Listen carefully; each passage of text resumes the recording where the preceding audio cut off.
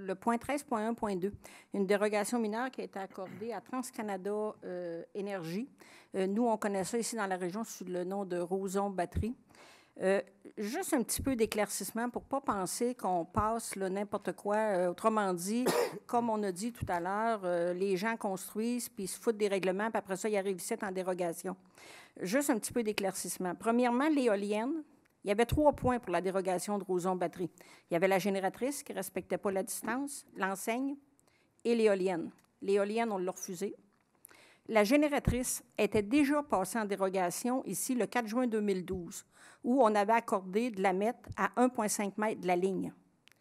Et après un nouveau dépôt de certificat de localisation, on s'est aperçu qu'il y avait eu erreur sur les distances du terrain. C'est très bien spécifié dans la résolution. Et là, ce qu'on vient dire, on corrige parce qu'elle est implantée. Il y a eu une erreur sur le certificat de localisation. On l'accorde à 0,93 au lieu d'1,5.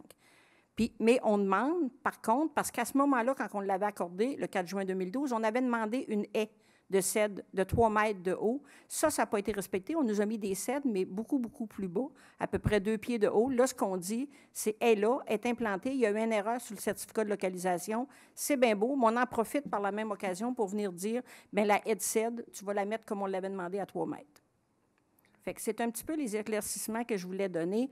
On a dit aussi tout à l'heure au micro, moi, chez nous, quand j'ai construit ma maison, il y avait un PIA, puis on demandait 90 de matériaux de classe 1 en façade, puis on devait le respecter.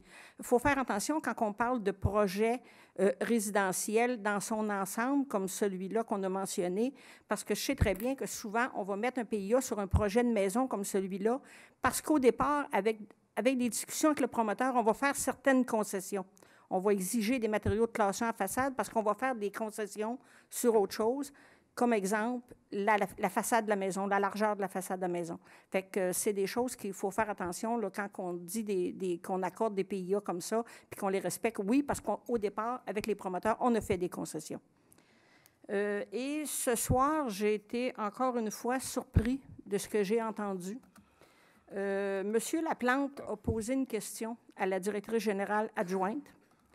Elle a dit qu'elle n'avait pas de réponse à donner au dossier, en tout cas, quelque chose comme ça. Et on a fait comme réponse, je vois que vous suivez bien vos dossiers.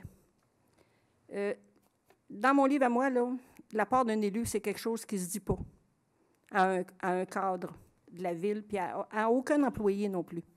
On a fait la même chose lors de l'adoption du budget, puis je suis intervenue, quand on avait dit des propos...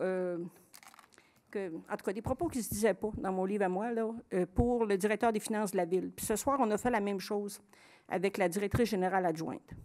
Je sais qu'il y a une modification de notre règlement sur l'éthique qui s'en vient, puis on va pouvoir y mettre un petit peu de mordant. Bien, j'espère que vous allez le mettre sur la prochaine ordre du jour, puis qu'on va être capable de le passer là, un petit peu plus vite pour être capable d'avoir un petit peu plus de mordant, comme le directeur général nous a dit, avec des propos comme ils ont été tenus encore une fois ce soir.